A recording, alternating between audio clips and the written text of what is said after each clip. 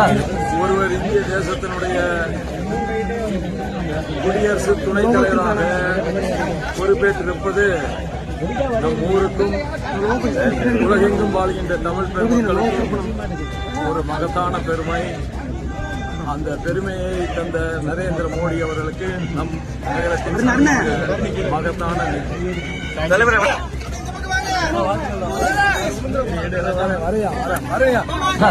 ஒருவர் இந்திய தேசத்தினுடைய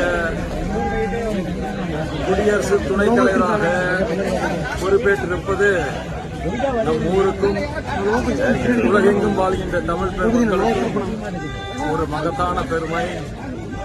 அந்த பெருமையை தந்த நரேந்திர மோடி அவர்களுக்கு நம் நகரத்தின் மகத்தான தலைவர்.